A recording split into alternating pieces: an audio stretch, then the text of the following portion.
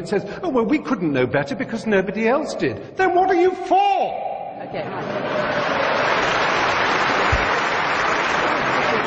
Can you just clarify for us on this thing about homosexuality? The Catholic Church condemns the act but not the individual. Did Jesus Christ himself actually say anything about homosexuality?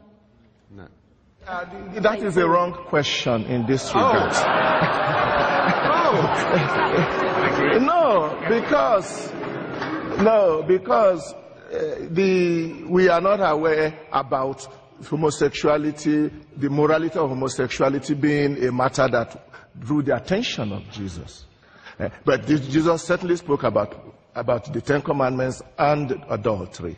I do not think we should deny the church the right to propound its own doctrines. You are not obliged to take it. Let's hear some more from the floor, and then we'll come. Yeah, go on.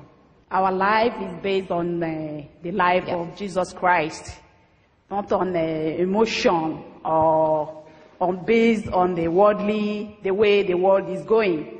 So I thank all the people who are listening, and I think the message we are getting here will lead us to live a good life. Okay, thanks. Let's just get through some more comments. Okay, yeah, briefly, please, briefly. I spent 38 years of my life as a Catholic, and then I saw the light.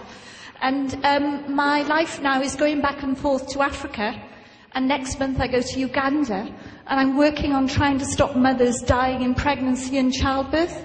What I'm saying is, please, please, reverse the rule on condoms and family planning and contraception and save more lives. Save thousands and thousands of lives.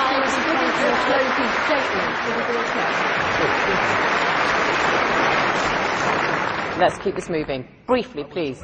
As a Catholic, I'm actually very pleased to be here this evening to hear two sides of a very important argument. And the positive thing I take away is that the Catholic Church can take the opportunity to reflect upon these comments, and that we look for the future. And it's by actually accepting these comments and by looking for a way forward that the Church can actually grow and have a more important part of the world.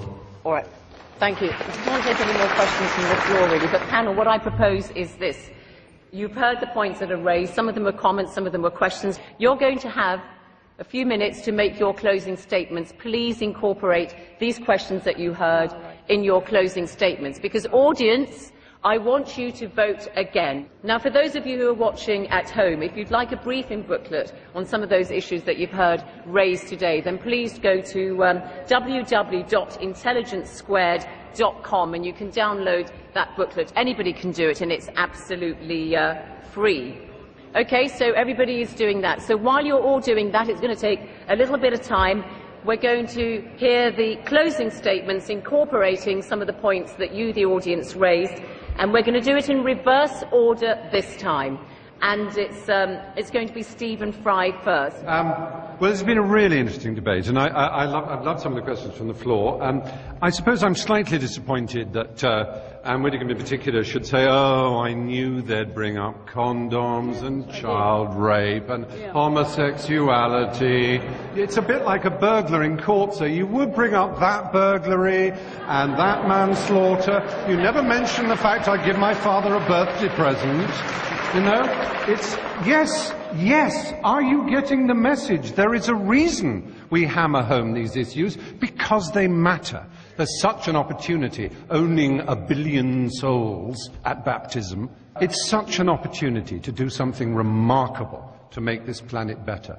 And it's an opportunity that is constantly and arrogantly being avoided, and I'm sorry for that.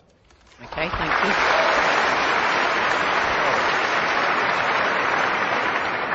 Final statement from Conservative MP Ann Widdecombe for the motion that the Catholic Church is a force for good in the world.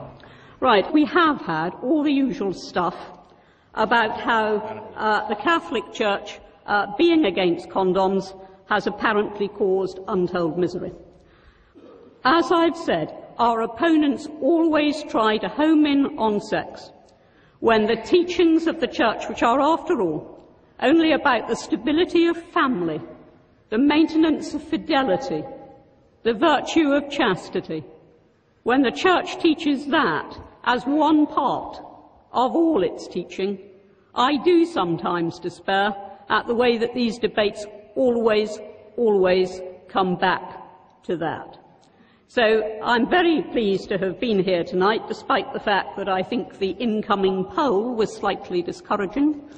I'm very pleased to have been here with the Archbishop and with the two gentlemen opposite, and thank you for the opportunity. Okay.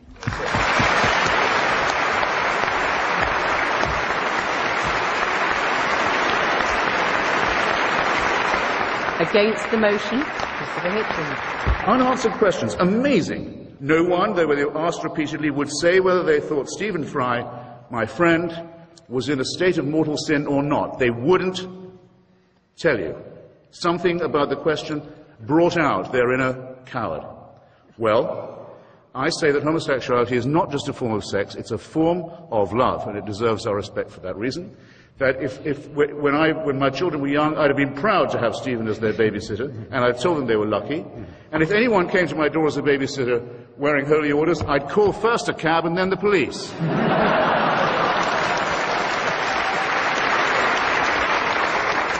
Final statement from our final speaker, Archbishop of Abuja, John Onaiyekan. You've got to make your final pitch now to the audience. Thank you very much. I just want to draw the attention of the audience back to the topic. Yeah. And the topic is quite clear.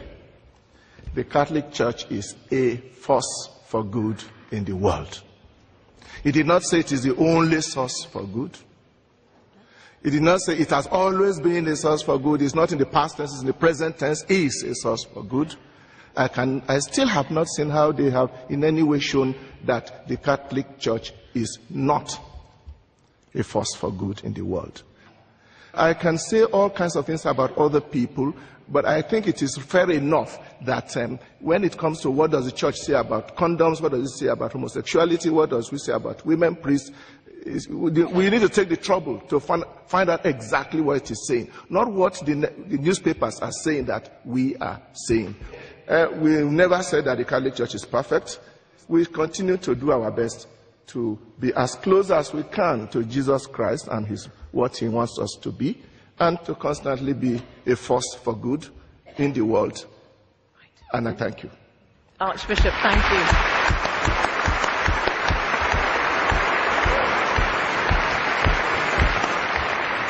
Audience, you've all voted again. Now, the moment of truth panel.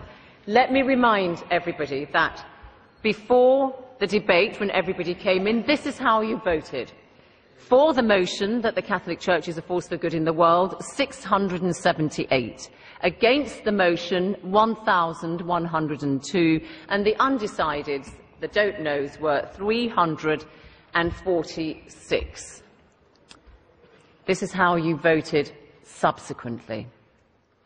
For the motion that the Catholic Church is a force for good, from 678, it's gone to 268.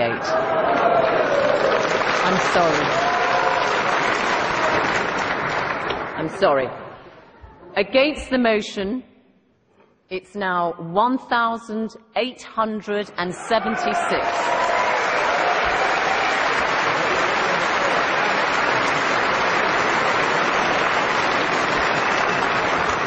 And you can see that doesn't leave very many don't knows. It's 34 undecided. So, commiserations, Archbishop and Ann Widdecombe. Congratulations, Stephen Fry and Christopher Hitchens.